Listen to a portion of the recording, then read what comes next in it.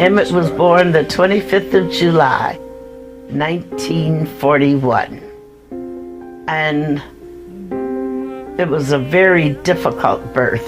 He was a breech baby, and they had to get him turned around and so forth and so on, which caused a whole lot of misery and pain. He was the happiest baby in the world. It looked like he said, "Free at last, I'm here, I'm free." And nothing fazed him. By that I mean you didn't have to hold him and rock him and pet him. If you gave him that bottle, made sure he was dry, you could put him in his bed and he would lie there and kick and coo and for hours. As he grew up, it was more like we were sisters and brothers almost, because my mother raised him while I went to work. So it was like he was hers and I knew I was hers, and we had fun together. We laughed together. We never did much fighting until he and I moved alone, and it would become necessary to discipline him ever so often. I don't know if prankster will be the right term or not, but I'll just give you an example of his fun, loving ways. Once we were in Chicago with him, and we were walking down 63rd Street in St. Lawrence, and he yelled out, "Here are my two big cousins from the suburbs. Nobody can beat them up." So we grabbed him up and shut him up right quick. So that was fun to him, but it wasn't so funny to us at the time. Emitt was mischievous. He liked to play, and he had no sense of danger. Everything was funny to him. And he shot some firecrackers within the city limit, which was a no-no. He didn't do things like that, but to him, that was funny. He was a very nice, intelligent young man. I call him a young man because he was at that age, you know. He was very intelligent, he was sweet, and he was lovely. He was very good in art, and he was very good in science.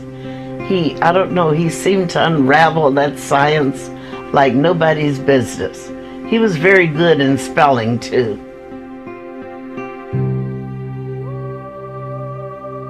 The life for African Americans in the South during Jim Crow was as close to a repressive regime as you could imagine.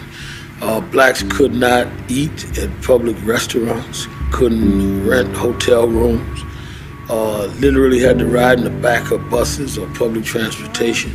We couldn't get a drink of water because how thirsty we were. Unless we found that colored water fountain, we couldn't get a drink of water out of a fountain.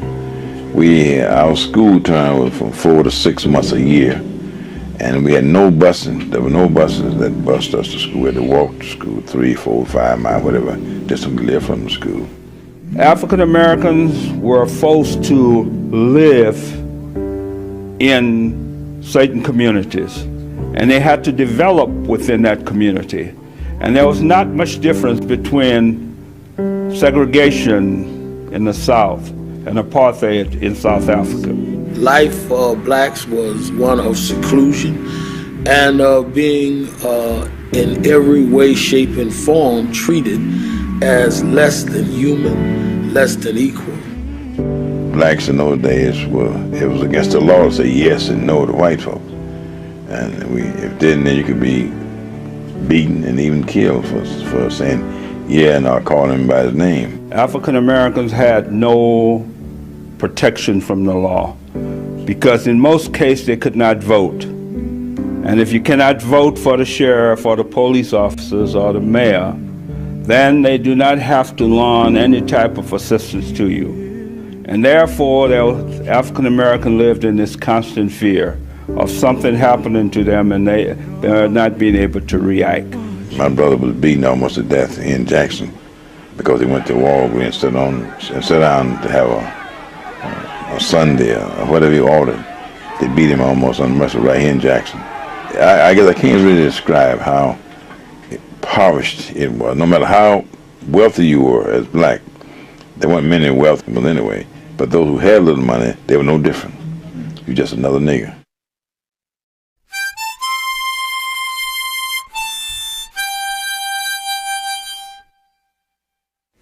My grandfather came to Chicago in 1955 to a funeral, and my mother and them allowed me to go back with him for vacation. And so Emitt found out and he wanted to go. There were some questions of whether he should go or not, but they finally let him go. Oh, that day will live in infamy, so far as I'm concerned. I got up that morning, and for some reason we couldn't get out of that house. We were supposed to meet Moses down at 12th Street Station. We could hear the whistle blowing as we got to the steps. He tore up the steps. I said, wait a minute. I said, you didn't kiss me goodbye. Where are you going? How do I know I'll ever see you again? And he said, oh, Mama, he really scolded me. And I wondered why I said a dumb thing like that. But he turned around, came back, he gave me the kiss, and then he gave me his watch. He said, here, take this watch. I won't need it where I'm going. And I said, okay, I'll wear it. And I put it on. And I said, what about your ring? Because I'd given him his daddy's ring. First time. He said, well, I'm going to show this off to the fellows. They always kind of prep you for going to Mississippi, made you very aware of what could happen and what the South was like. And so I was very much aware of what could happen while we were in Mississippi. And I don't know if Emitt was told or not.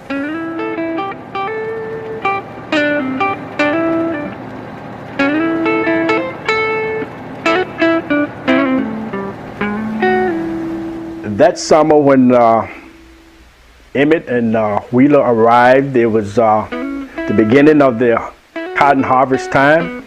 During the day, we would pick cotton all day. I wasn't old enough really to pick cotton. Emitt wasn't either. So we just played around in the field most of the time. We picked cotton all day. After the weighing up, well, after we finished picking the cotton, we had our supper. Then we decided to go to the little country store. From the country store, we went up to Money. That's where we met other boys, and the checker game was going on. When we got to the store in Money, Bryant's store, I went in and I don't know what I purchased, but I spent some money. And as I was in the store spending my money, Emmett Till came in. So I left out and left him in the store. When he came out, that's when they sent me in to make sure that he didn't say anything out of line. Now what he said inside the store, I don't know before I got there. He asked for 10 cents to get 10 cents worth of bubble gum. He put the money into her hand. Just like that. And she jerked her hand back. So that was it. He and I left the store together. We didn't have any conversation with Mrs. Bryant. We left together. She came out of the store and went to her car, which was parked on the north side of the store. And as she was going to her car, that's when Emitt whistled at her, the famous wolf whistle. Yes, he whistled at Carolyn Bryant when she came out of the store. No one knew that he was going to whistle. And when he whistled, it scared everybody in the bunch. And when he saw our reaction, he got scared. Miss Bryant came out and she was going to her car and someone said that she was going for a gun. We all panicked, including Emitt. We jumped in the car, and when we got in the car just wasn't moving fast enough. And we sped down the gravel road and we looked behind us and there's a car behind us. So we thinking that they're after us. So we pick up some speed, pull to the side of the road and jump out of the car, and we ran down through the cotton field. And as we ran through the cotton field, the cotton bolls were kind of green, they were hitting our legs, and some of us fell over each other and the car went right on by. So we said, well, nothing's to that. And Emitt Till begged us not to tell our grandfather what happened, and we didn't. Our neighbor, Ruther May Crawford, she told us that we was going to hear some more about that. And I didn't think nothing of it because I'd never heard of anything like that before. 3 days had gone by, and this girl told us, Ruth told us, "Say, you guys going to hear some more about this." We had heard this colored man said that they was going to get him. That's how we knew to go back to tell Mo was right. To take the boys to Grenada to the train station, put them on the train. He didn't do it. So actually we forgot about it. We were 16, 12, 13, 14, 16 years old. So we went to Greenwood. We all said, well, we going to town. We had picked some cotton and made some chain, and my older brother said, well, I'm going to take y'all to Greenwood. I carried them all to Greenwood, bought them a little wine, around 12 or 12:30, I brought them back out. Then about 2:30 in the morning, thereabout, I could hear people outside talking, and they talking about Emitt, and they talking about the boy from Chicago. They didn't say Emitt. They said there's a fat boy from Chicago, and they told my grandfather they wanted to talk to him. I looked out the window, it was just like daylight, and I said, my Lord, I said, look at the cars. But I didn't know where they was going. So at the time, I could see this black man get out of the car, went to the back, and the white went to the front. This is Mose Wright.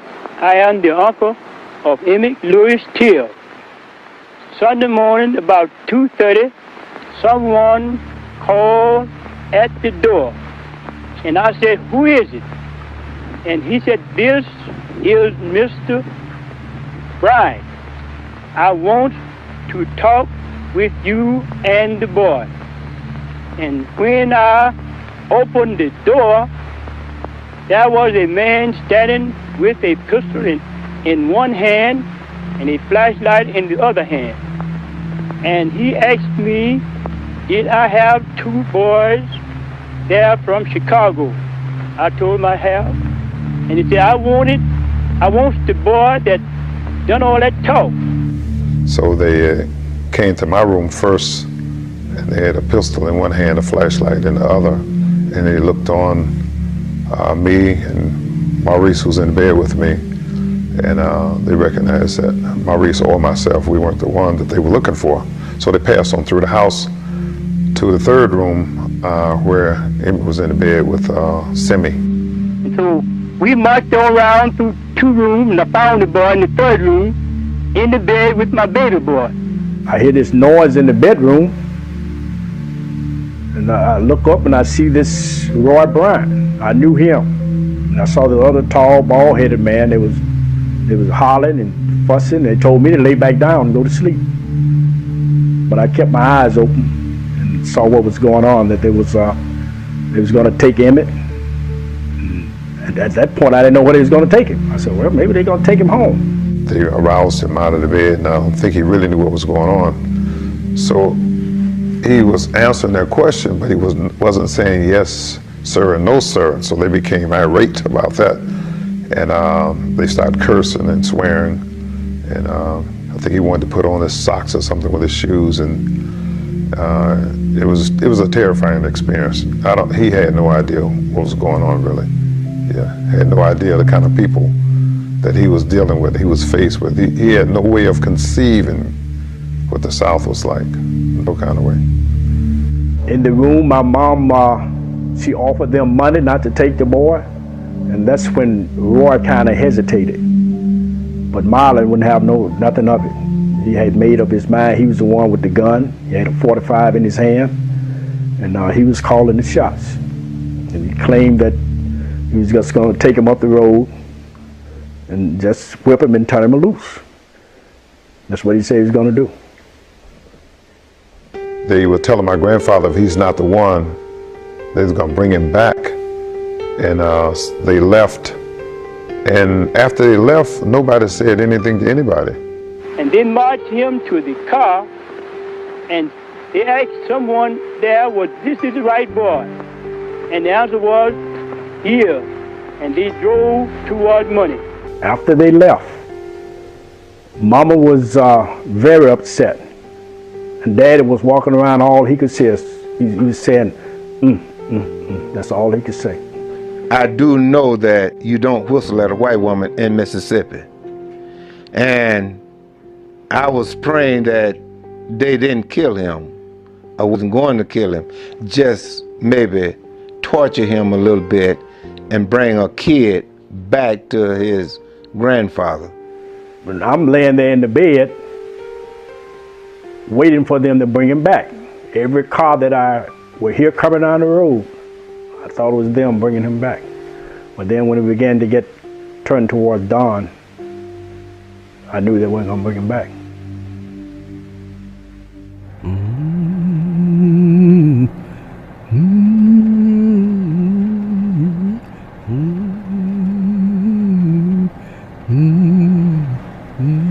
I know one thing, he was sad. That was the saddest day I ever seen in my life. Ooh, Lord, that was sad. I felt for Bobo, Mama. I really did. Everybody down that road cried.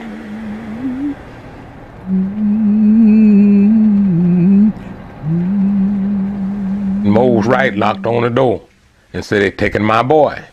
Well, I told him we could go and look for him. We went up to Munnings and we come back. And then Mose told me, ain't nothing else we could do. Just sit and wait. I was sound asleep at 9:30. And I guess I slept about a couple hours. And it was Willie Mae telling me that those men had come and taken Bo away from my uncle's house, her father's house. As I was walking, I saw a green 1955 Chevrolet truck, and I saw which there was a 5 people. There was really 5 people, and there was two Tay Collins, Herbert, and I'm sure it was Emitt, and the Marlon and Bryant. They was in the cab of this truck. And so as I go up, before I could get to the barn, I could hear this beating, and I could hear this crying. I could hear this beating. I could hear this crying. So I kept walking. Then I had to go up and see. Walked up and told Miss Mandy about it. I said, "Miss Mandy," I said, I said, "they beating somebody in that barn." So she said, "I'll tell you one thing what we do." So let's walk back up that way. So me and Miss Mandy, which we did, we came back up there. And there was a well there, and I turned the well on, and I'm going to get me some water. At that time, I could look. I can see J.W. Marlon came up. He had a green shirt on, khaki pants, and a 45 on his side. So he asked me, "Did you hear anything?" I said, "Did you hear anything?" I said, "No." I said, I didn't hear anything. A human being just being beat by white folks like this here, by beaten by this, Even maybe some of the black brothers could have been in there, because I know I saw them on the truck, but I didn't see them at all after they got in that barn. The only thing I saw was that truck. Could have been there. And just by going, listen to it, it's something. I mean, it's really something. It hurts you. You don't forget. These things I will never forget. The night of Emitt Till murder, which we didn't know he had been murdered that night, in the middle of the night, my sister and I was lying up in the window like trying to get some air, and we saw this fire in a barrel in back of J.W.'s house, and we woke our parents up, and my father walked out the back door and stood on the porch and said, he came back in and said there was a fire at J.W. Marlon house in the barrel. They was burning something up.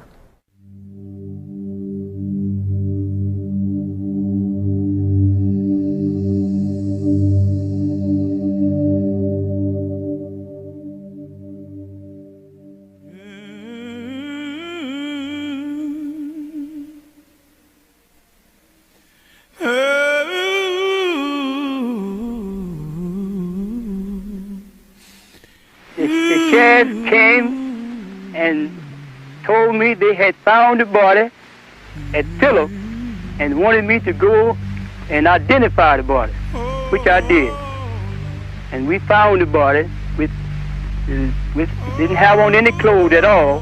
The boiler was so badly damaged that we couldn't hardly just tell who he was. But he happened to have on a ring with his initials, and that cleared it up. I was at home and Mose Wright called me and said they done found the body.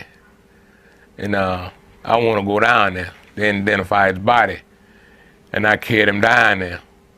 And when I carried him down there, the smell was so bad till I got about 5 or 6 feet from the body. And Mose Wright went up there and pulled his ring off and said, "That's him." And then Mose Wright said his tongue been cut and pushed back in his mouth, and his private had been cut off. When I heard that Emitt had been found and had been murdered, everybody just fell to pieces. Well, there was shock, sadness, anger, and almost unbelief, you know. But it was a strange feeling. Strange feeling. To me, it's like he never died. I never had any sorrow or remorse because I always thought inside that I would see him again. I don't know if I was in a state of shock or what, but when I heard they found his body, it's like, find whose body? He's not dead. I went to the funeral, same thing, you know. I found out about it 9:30 Sunday morning. I was in bed. I got up, called my mother when I got the news, because I had every decision I had ever made or every crack that I had ever been in, it took her to get me out of it. And I took that one to Mama too, because I didn't know what to do.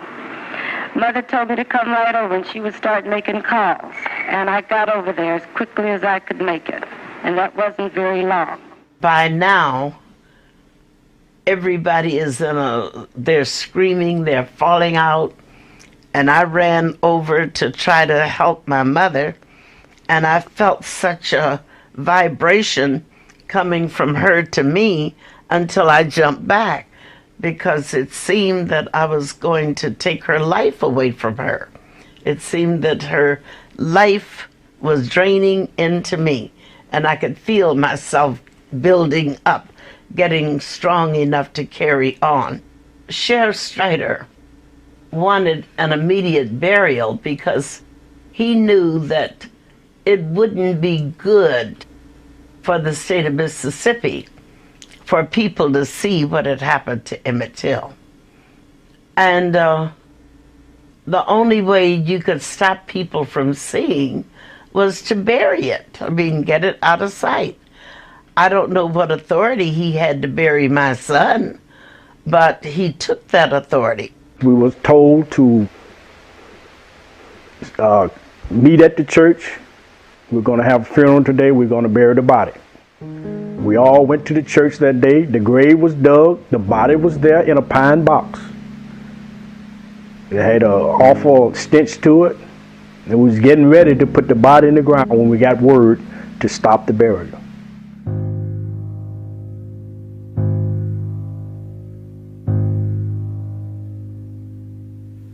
Oh my God.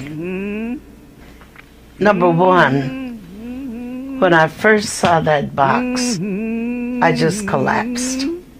That box seemed to me to be as bigger than anything I'd ever seen before. But that was just the beginning. The size of the box was really the easy part. When I discovered that the box could not be opened, then I wondered, what on earth in the world is going on? You mean to tell me that I have spent all of this money to get a body that I can't even look at? How do I know what's in the box?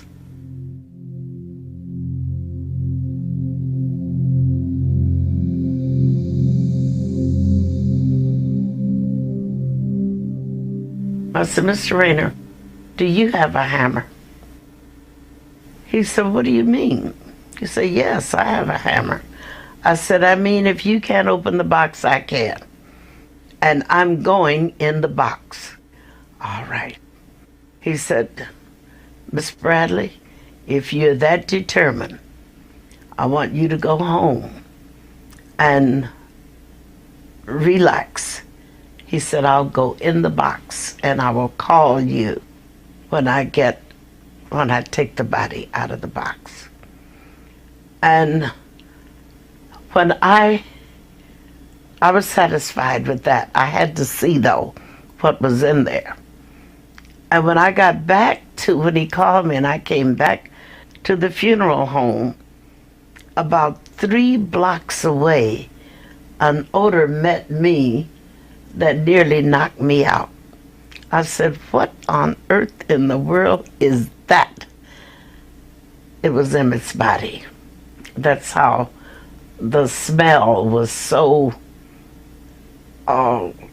strong until it covered a 2 or 3 block area.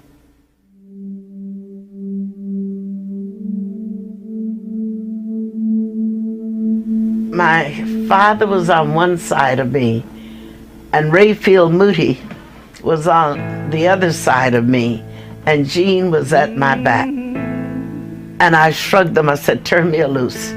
I've got a job to do, and I don't have time to be fainting now. I saw his tongue had been choked out, and it was lying down on his chin. I saw that this eye was out, and it was lying about midway the cheek. I looked at this eye, and it was gone. I looked at the bridge of his nose, and it looked like someone had taken a meat chopper and chopped it. And I looked at his teeth, because I took so much pride in his teeth.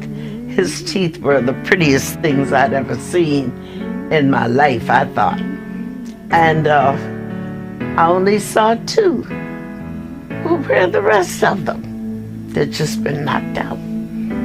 And I was looking at his ears. His ears were like mine. They curled, they're not attached, and they curled up. The same way mine are. And I didn't see the ear. Where's the ear? And that's when I discovered a hole about here, and I could see daylight on the other side. I said, now, was it necessary to shoot him? If that's a bullet hole, was that necessary? And I also discovered that they had taken an axe and they had gone straight down across his head, and the face and the back of the head were separate.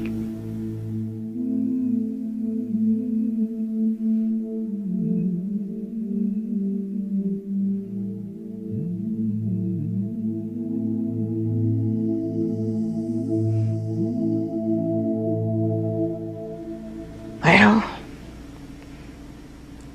I looked at Mr. Rayner, and Mr. Rayner wanted to know, was I going to have the casket opened? I said, oh yes, we're going to open the casket. He said, well, Miss Bradley, do you want me to do something for the face? Want me to try to fix it up? I said, no, let the people see what I've seen. I said, I want the world to see this, because there's no way I could tell this story and give them the visual picture of what my son looked like. The easiest thing would have been to say, no, close the casket, I can't bear it. But she somewhere found the strength to say, I'll bear my pain, to save some other mother from having to go through this. And because she put the picture of this young man's body on the conscience of America, she might have saved thousands of young black men and young black women's lives. I believe that the whole United States is mourning with me. And if the death of my son can mean something to the other unfortunate people all over the world, then for him to have died a hero would mean more to me than for him just to have died.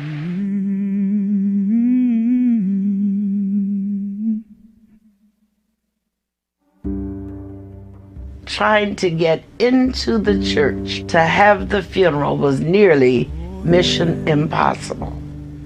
I had to address the crowd on the way in and assure them that they would be able to hear the funeral services, and when we had finished, we would leave and the church would be open for them to continue to view the body.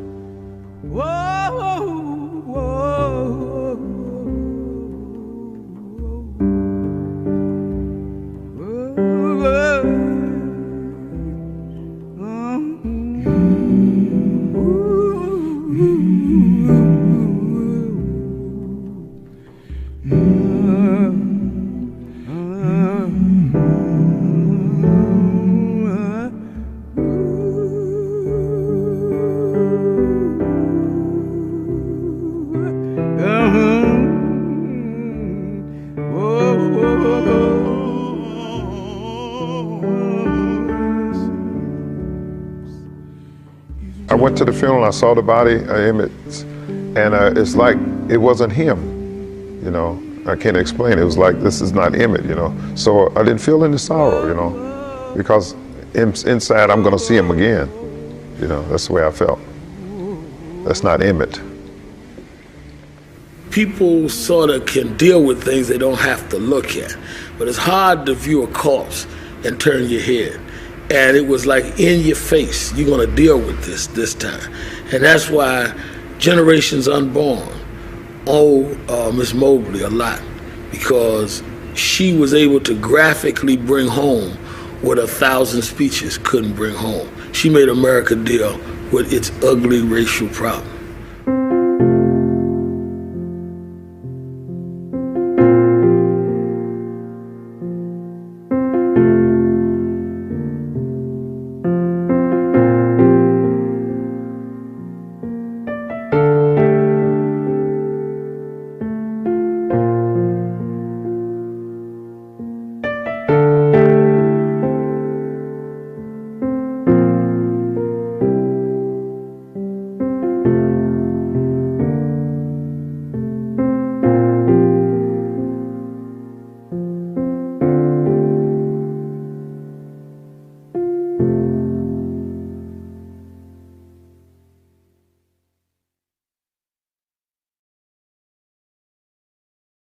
We are doing all we can do to investigate the Till murder. We have made a complete investigation and plan to go as far as possible in the prosecution of the case. I may add that we have had the full cooperation of all the white and colored citizens of Lafleur County. It's my opinion that the guilt begins with Mrs. Bryant, and I want to see Mrs. Bryant punished, her husband, and any other persons that were in on this thing. And I feel like the pressure should start from the President of the United States and be channeled all the way down to the township of Money, Mississippi. And I'm certainly of the opinion that inasmuch as my son had to die, that I don't want his death to be a vain thing. If it can further the cause of freedom, then I will say that he died a hero. To the President of the United States, Mr. Dwight D. Eisenhower, White House, Washington, D.C. Honorable Sir, we, the undersigned women and mothers and members of District 1, UPWACIO, call upon you, President of the United States, and your Congress to enact federal anti-lynch and anti-poll tax legislation immediately. The brutal lynching of Emmett Till one of the most barbaric atrocities committed against a child in the history of mankind, demands prompt federal intervention for the prosecution of all persons responsible for this heinous crime. We strongly urge you, Mr. President, to call a special session of Congress in order to recommend immediate passage of federal anti-lynch and anti-poll tax laws. Only in this way can we be assured that other Negro Americans will not meet a similar death. Responsibility for federal safeguards against lynching rests with the President and his Congress. The lynching of Emmett Till demands immediate recognition of that responsibility. The headlines began to appear that Emmett Till's mother would attend the trial. And when that message made headlines, people began to send me mail by the bushel. Dirty pictures, pictures of male organs on the newspaper that they were sending me. And sometimes it was very difficult to read the article. And then they would write different stuff on top of the print, such as bombing my house and Mayor Daley's house if I attended that trial. And my son got just what he deserved. And there was another nigger gone. This is Mrs. Alma Spearman, the grandmother of Emmett Till. Have you had any letters, telephone calls, things like that? A number of letters and many telephone calls. What do they say? Well, they threaten us with the words of like niggers and savage or uncivilized people, or people that want to be ornery and want to press our charge, whether it be right or wrong. We've even been threatened that our house would be bombed. I think this is one of the worst and the brutalest incident ever happened in Mississippi since I've been here. And the colored people is awful depressed over it. It was because it was a boy that they went there.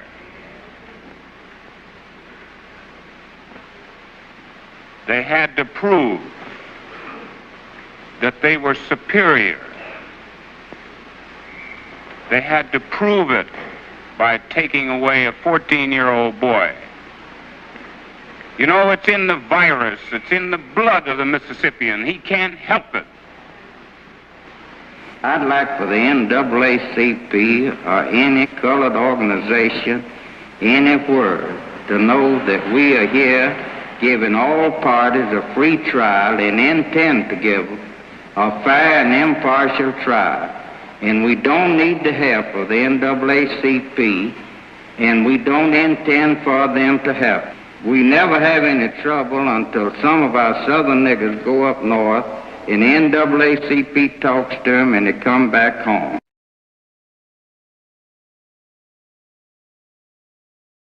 There were little jars for people to drop money in stores, in the drugstore and the dry cleaners and commercial places in the town of Sumner for the defense of the two men accused of the murder.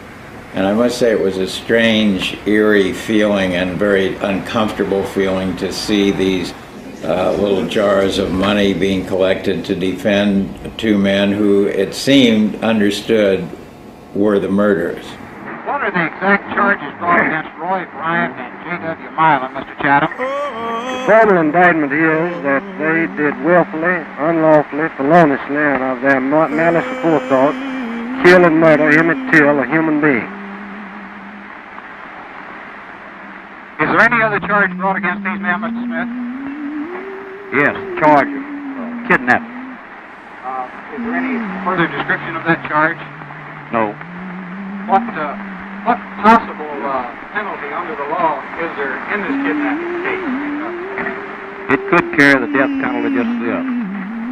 Me and Mo Wright went to the trial. So when we got there, he went in, and I got about 10 feet from the door. So I see I couldn't get in, and I walked over to where Marlon and Brant was. And Brant said, "John, I didn't do it. Marlon done it." I said, "Well, somebody done it." He said, "Marlon done it, John. I didn't do it." The atmosphere in the courtroom at that time, there was like a lot of talking and a lot of excitement. And people coming in and out, especially the day that Mamie showed up. That was everybody, the reporters was running and hollering that Mamie Bradley is here. What do you intend to do here today? To answer any questions that the attorneys might ask me to answer. To the How best. do you think you could possibly be a help to them? I don't know. I mean, just by answering whatever questions that they ask me. I see. Do you have any evidence bearing on this case? I do know that this is my son. I remember the first day of the trial. Every window was filled with a father and his son or sons. And as I would come up the steps, they would aim the guns at me, and they would pull the triggers, and the little caps would pop, and they would say, "Bang, bang, bang." And the fathers, they thought this was the cutest thing. And the little guys were just firing away. Well, you know, the hair on my neck and down my back was just standing straight. It was a frightening experience. The reporters who were there were shocked and kind of astonished at finding this situation in which it seemed that everybody, the people in the town, knew that these men had murdered this Negro boy. That, of course, was the term at the time. And at the same time, they did not want the murderers to be punished. I mean, that was the sort of the civic attitude. There was great hostility to the reporters who were, as the local people put it, making a big thing of this. The highlight of the trial so far has been the dramatic testimony of Uncle Mose Wright.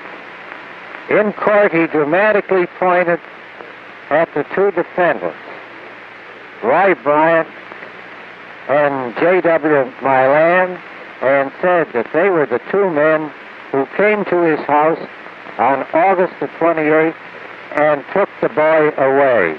Old Mose said he never saw the boy alive again. It may have been one of the most moving moments of the trial when Moses Wright stood as straight as an arrow and spoke clearly and firmly his testimony that indeed these were the men who had taken the boy from his house. He stood up, he pointed his fingers at him, said, "That's him," which pointed at Milan. And that was, oh my, that was quite a moment then. Because you had the grabs, you had the people rumbling and grumbling, and we later found out that blacks didn't do that in Mississippi. He was willing to put himself at risk. He was not going to lie. He was not going to back down. He was not going to be intimidated. And you had to really admire the courage of somebody who, despite being brought up in that culture and the culture really of slavery, would defy the mores by insisting on telling the truth.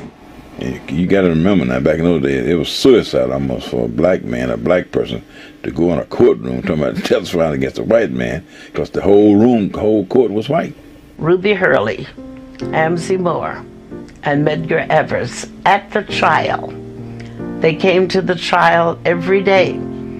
Sometimes Amzie Moore and Medgar were out looking for witnesses, or Medgar was busy escorting Moses Wright to and from the courtroom safely because his life was being threatened every minute.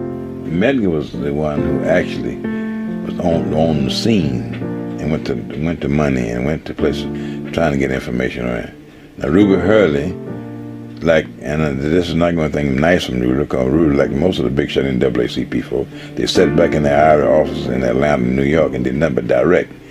But Amzie Moore joined Medgar and went and investigated, and they're the one who were taking all the chance of being killed themselves.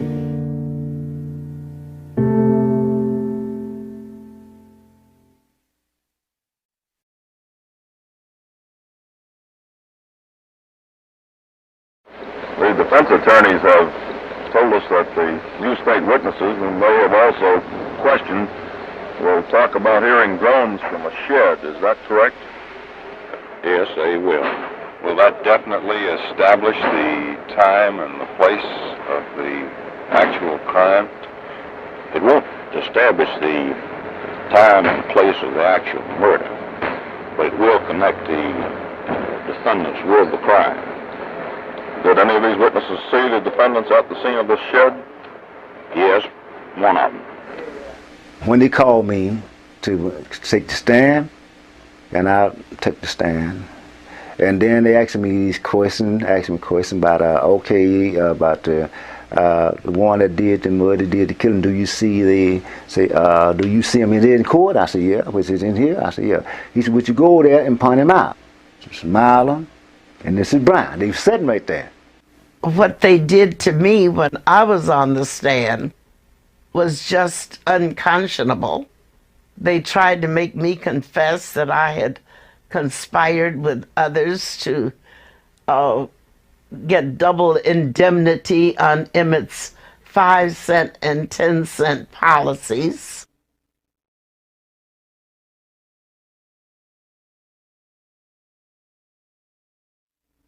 When Carolyn Bryant made her testimony, I was not in the courtroom. They had me in another room. They didn't want me influenced by the witness, I guess. But when I heard the story, I knew for two reasons that was a lie. Number one, Emitt's speech impediment under stress would not allow him to get these things out. And number two, the respect that I had put into him for womankind and for mankind, he just wouldn't come off that way. When I saw the antics that were going on in the courtroom, I could tell that everything was against us.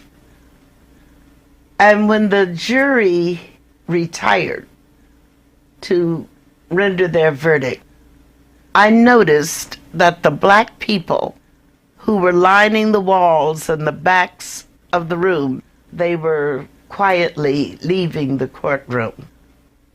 And I knew then that they knew we were not going to get a guilty verdict.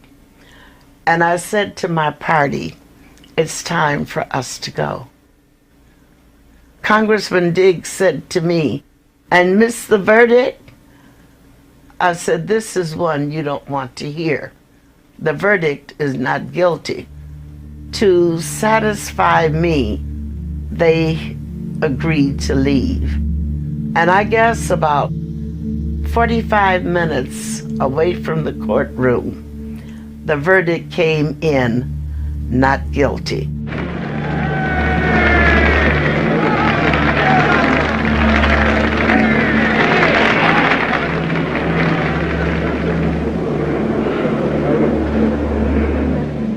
How do you folks feel now that it's all over? Roy, how about you?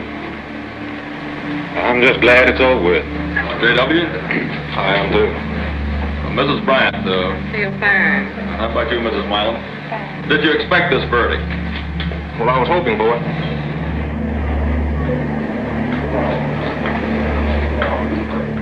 Well, the whole trial was just a farce, but the verdict was the one that I had expected to be given.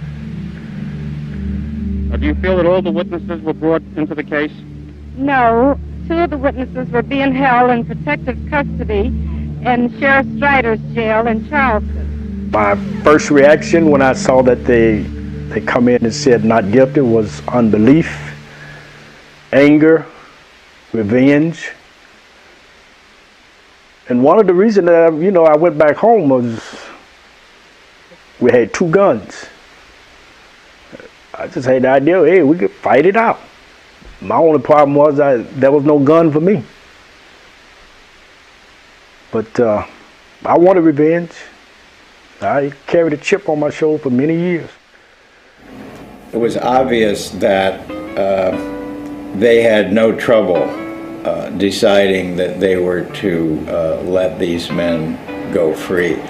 And I later heard that, in fact, the reason it even took an hour or whatever hour so it took was that they simply were trying to be correct about the way they delivered their answer. But the answer was a foregone conclusion. And then when they interviewed the foreman of the jury, he said it wouldn't have taken us that long, but they told us to make it look good. So we had some soda pop and beer and waited a little while, and then we came back with our verdict. You never expect anything but for them to be acquitted, because that's Mississippi during that time. When they acquitted Marlon and Bryant, it crushed my dad. He just couldn't take it anymore. He came home that day and said, "Boys, we got to leave. Can't stay here."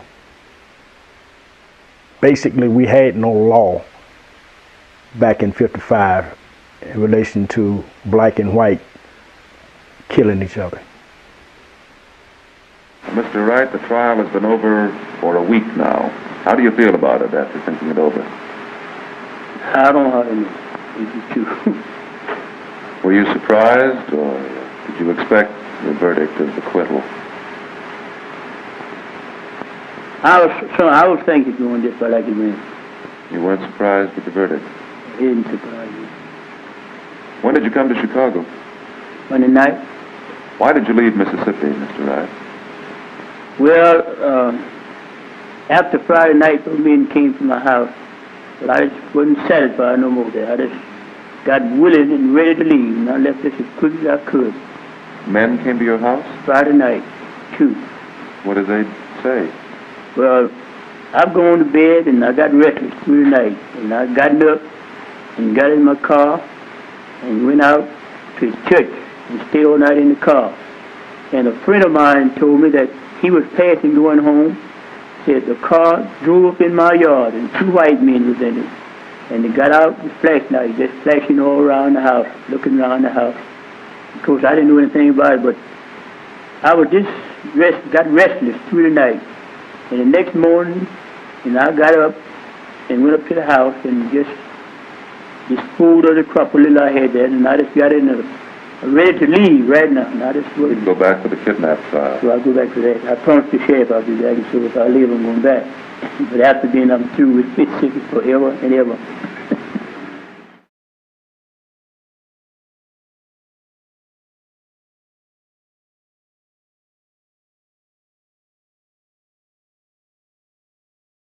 There are 2 kidnapping statutes in Mississippi. One carries a 10-year maximum in the state penitentiary. The other statute, which is patterned more or less after the federal Lindbergh statute, that we commonly refer to it, carries a maximum of death sentence. And the grand jury will be advised of the existence and of the terms of both statutes, and it will be their province to determine which, if either, of the statutes that they choose to indict on. That me and Mr. Moore, right, we went there, we didn't see them at the kidnapping trial. We saw them at the regular trial, but not at the kidnapping trial. They wasn't even there. That's crazy. And that point, how long that last? No more than 15, 20 minutes. What? We was out of there. The LaFleur County, Mississippi grand jury at Greenwood adjourned just a short while ago and did not return an indictment in the Emmett Till kidnapping case. That's the only comment I'm authorized to make at this time. You got him on kidnapping. You're looking at him. How can you say not guilty? I am Sidney Carlton of Sumner, Mississippi, one of the lawyers for J.W. Milam and Roy Bryant. Represented them in the murder trial recently in Sumner, Mississippi. I've just received information that the grand jury of Leflore County returned a no true bill against them with the charge of kidnapping of Emmett Till in Leflore County. Frankly, I think that this is a result primarily of the interference in Mississippi and Mississippi affairs by outside interests, and a result of the NAACP and their activities in trying to make something big out of just an ordinary criminal affair in Mississippi. After the trial some 5 or 6 weeks ago now, we are still receiving in the Daily Mail threatening letters from all over the United States saying that justice was not done when no fair-minded jury in New York, Chicago, Detroit, San Francisco, or anywhere else would have convicted these two men on this scanty evidence which was produced.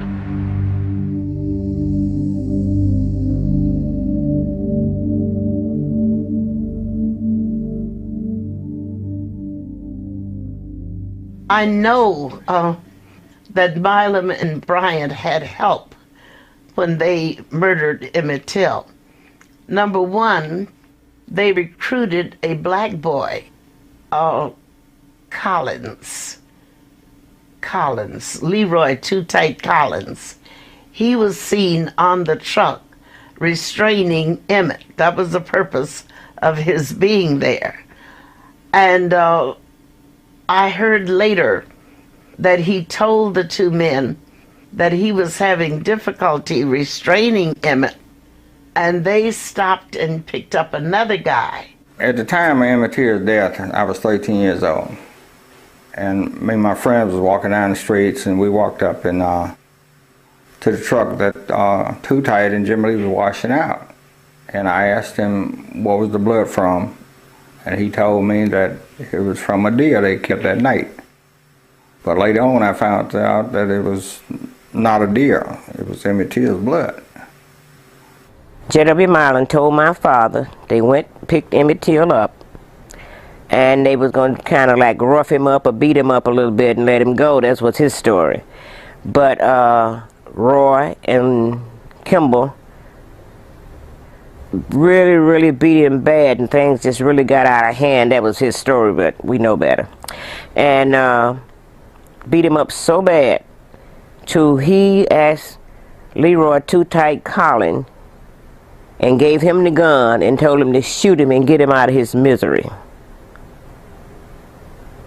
My name is Henry Long, and I was supposed to have been involved with Emmett Till murder, but I wasn't. And I still can't figure out why they would have me involved in that. And I knows nothing about it, no more what was told. This woman named Mary, she came up, she said, y'all heard about what happened last night? I said, no. And they said, yeah. I said, J.W. and them went over the monies and killed a boy and put him in the river. It wasn't a river, it was Black Bow. So I said, no, we ain't heard nothing about that. And so she said, said Too Tight said, that shoe laying on, I said, that's a shoe that boy had on. So they went to this boy's grandparents and asked about him. His granddad said, he's in there asleep. I said, what you want with him? I said, well, wake him up. We're going to get him out of there and take him and put him in the river down there. So he said, no. I said, no, white folks don't do that. Now, that's what they say, he said now.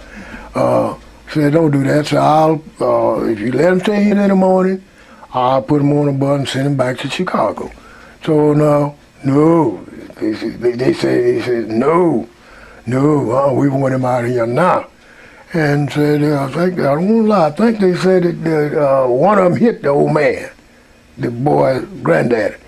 Said, I reckon he didn't want him to beat him up, either kill him. And they got him out of there. And so, well, they said that the boy was fighting him, but he couldn't whoop him all. That's what they said. Now I'm putting that in the beginning that they said. Now if I'd have been there looking at it, it'd have been a different story. So, but now why, I still can't say.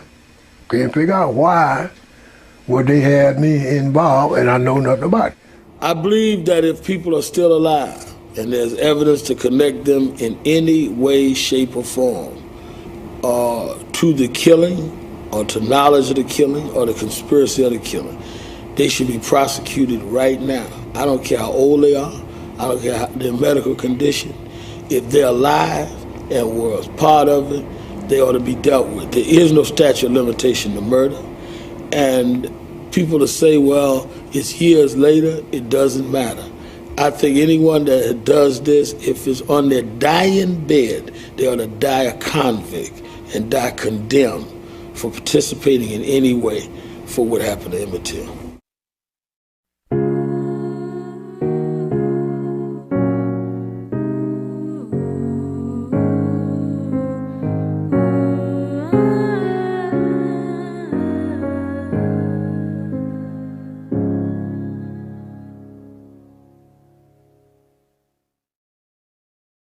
There are some crimes that are known as higher than simply civil rights, human rights crimes.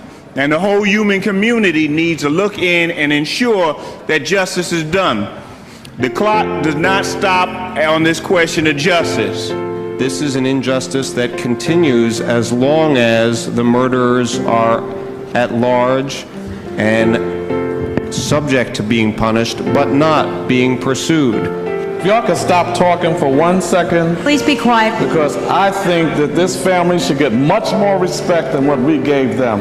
This is history right before us, and I think Letitia James, the council member, did an excellent job to bring it before us. This is one time we need to give somebody a standing ovation. This family has been through a lot, and we should accord them that respect.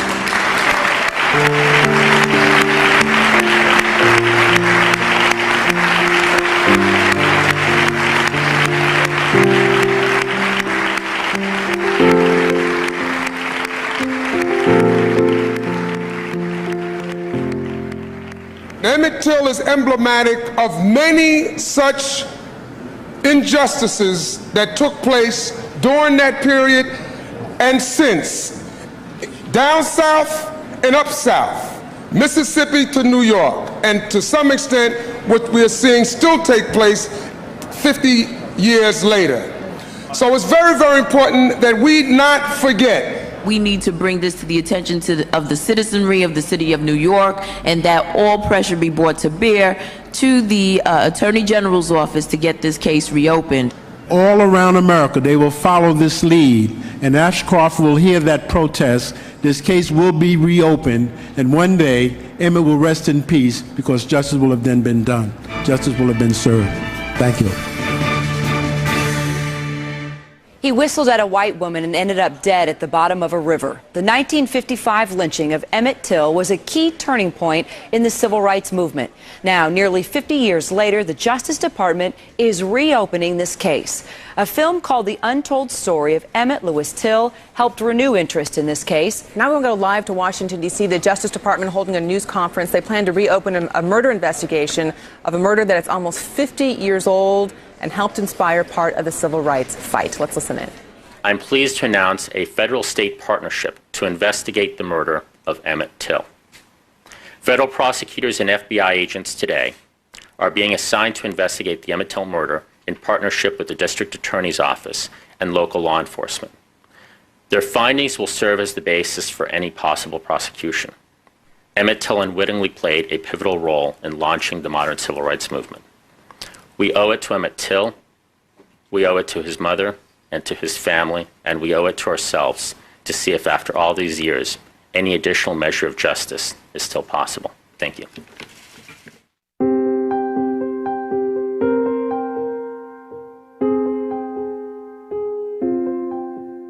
Emmett was the catalyst that started the civil rights movement. Because when people saw what had happened to this little 14-year-old boy. They knew then that not only were men, black men, in danger, but black children as well. And it took something to stir people up and let them know that we're either going to stand together or we're going to fall together. I do know that without the shedding of blood, there's no redemption. And I do know that the Lord appeared to me in a vision, and he told me that Emitt was not mine, that he belonged to him, and that God had chosen him for this particular mission.